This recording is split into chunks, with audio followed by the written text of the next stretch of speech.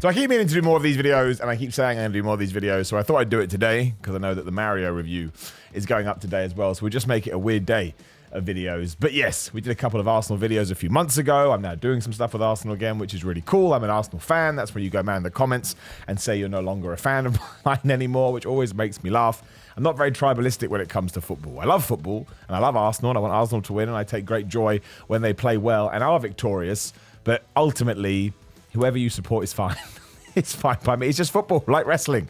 I just want to enjoy it for what it is. But it was a very difficult weekend. A couple of difficult weekends if you're an Arsenal fan, especially for me, because very luckily I had two wrestling shows, one the weekend before and one this weekend. So both times, you know, I was on my phone looking at results going, oh my gosh, because we went 2-0 up against Liverpool. We drew 2-2. Probably should have lost that game, especially if you watch those final 10 minutes. And then we went 2-0 up against West Ham. 2-2 at the end of the game. Arguably, probably should have lost that game. I mean, that one's a little bit more hit and miss, because obviously Saka should have scored that penalty. But let's start there, right? Going back to this tribalistic nature about Arsenal fans, and there's one in particular, very famous guy, who I shall not name because I can't be bothered with any kind of fallout. I hate this reactionary nature to things. And people are, oh, Saka, I can't believe it, how dare you, or where's your fight, you Arsenal players? Let's not forget the season that we've had so far. Now, I'm not pretending otherwise. If we do indeed finish second and Manchester City pivots to the post, first down, put your hands up. Fair play to City. What an amazing team. They're incredible. I've never seen anything like it in my entire life. But of course, you have to put that weight on your shoulders as well. I'm pretty sure, given the points that we did have a few weeks ago, if we don't win the title, we'll be the first team to ever not capitalize on it. And it sucks. You don't want to be the owner of that record. You never want to be the first when it does come to a loss. But you have to remember what everybody has done, especially someone like Saka, who without Saka, we would not be in the position that we are today. He is absolutely incredible. He's like 20, 21 years old. I just think he got a new contract, which makes him one of the highest paid earners at the club. He is a football savant or something. Like, he's absolutely incredible, and he's only going to get better. And man, if we're able to hold on to him for his entire career, I'll be over the moon, which of course is going to tie into success and titles and championships and trophies that we may win. But look, you miss a penalty. If you want to come and make the argument that maybe he missed a penalty because of the pressure and because they're a young group of players and they're not used to this amount of pressure, which ultimately they would have had yesterday, look at how they were playing at the start of the season compared to now. They wouldn't have lost that game against, or drew that game against West Ham sort of 6 months ago. I totally get it, and I can put myself in their shoes to a little bit, but I ain't going to be taking shots at that guy. He's absolutely been superb, and we are lucky to have him. And again, I just think it came down to what his brain was doing at the time. I understand that. I've been in positions, never to that level, where I kind of feel the same. So it's a shame. It sucks. It probably would have won us the game, but that's football, and it happens all the time. Otherwise, I just think it does come down to what I've just talked about. It's an inexperience, but I also think that's one of the reasons that we are top, because all these inexperienced players came together, and maybe they became bigger than the sum of their parts. But I ain't throwing the baby out with the bathwater. Everyone's like, oh, if Arsenal don't win this season, they're never going to win. Absolute gibberish. If we finish second, that is a terrific season with the expectations we had at the start. It's not as great a season when you realize what we should have done. Hey-ho, that's the nature of football. But we will get stronger in the summer too. Okay, maybe Chelsea will come good. Maybe you're right, I'm joking. Maybe Liverpool will finally get their legs back. United are obviously doing really well. Newcastle are a threat. Obviously, Man City are always going to be totally amazing. But Arsenal will be the same too. There's more rumours out there today that Declan Rice's first choice is Arsenal. Pay the money. It sounds like we're going to.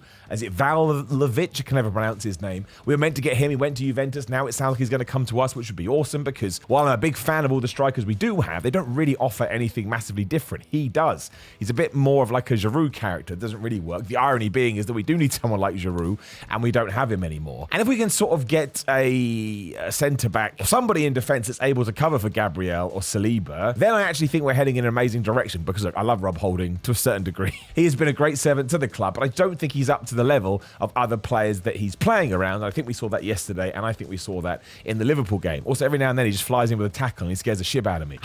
I always think he's going to be sent off, but I don't like, without him, you don't know where we would be nowadays. But look, I'm not saying otherwise. The Arsenal performance yesterday after 35 minutes wasn't good enough. Exactly the same as at the Liverpool game. If you are 2-0 up and you want to win a championship, you need to be seeing those games out. And especially because, do you know who sees those games out? That's right, Manchester City. And if you are in a two-horse race with them, you need to make sure that it's like for like. But you know, it's just the way the cookie crumbles, I suppose. It was absolutely, gutting and devastating when I did check the score and it said 2-2.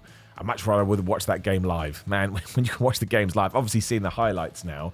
And what we have to do is we play Southampton on Friday. Should be an easy game, right? But then you start to worry because you're like, oh man, this happened and that happened.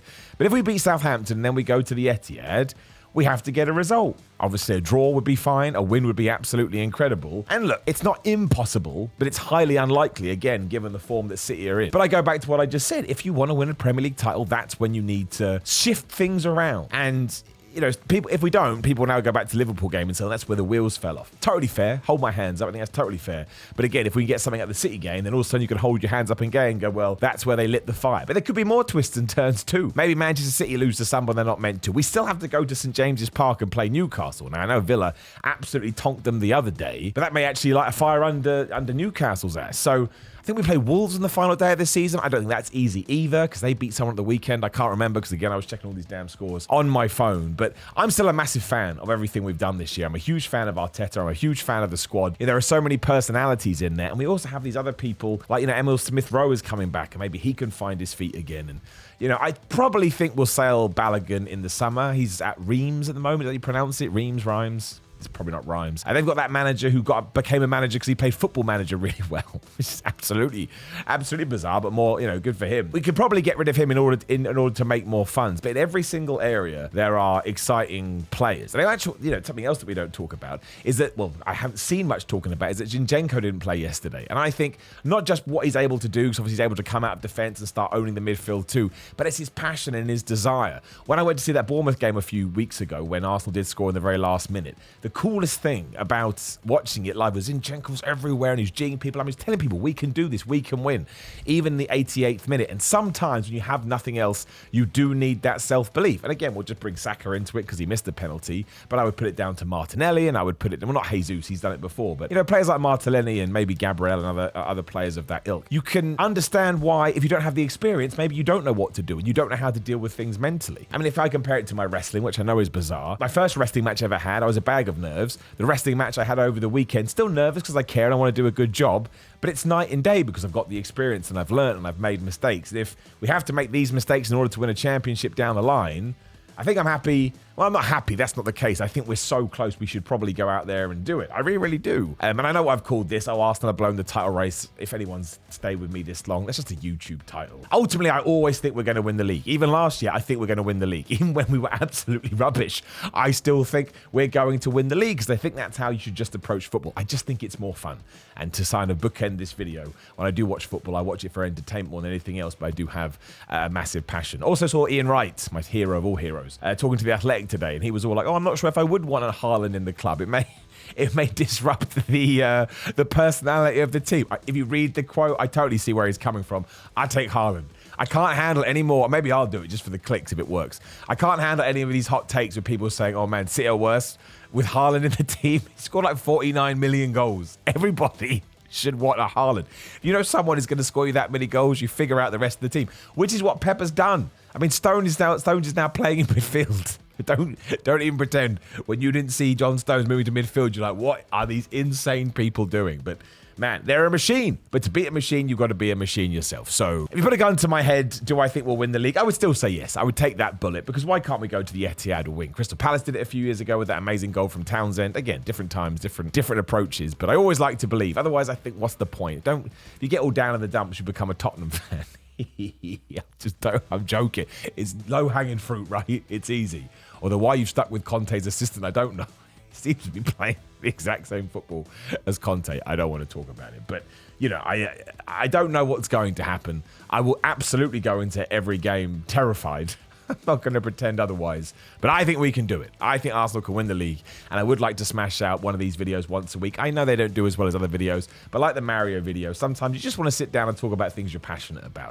And obviously, I love the gym, what we talk about the most. And I love wrestling. But hey-ho, it is what it is. Otherwise, yes, again, it is a fitness channel predominantly. So GorillaMind.com/Simon. Use Simon, get 10% off. They just launched energy drinks. Now, I haven't tried these yet.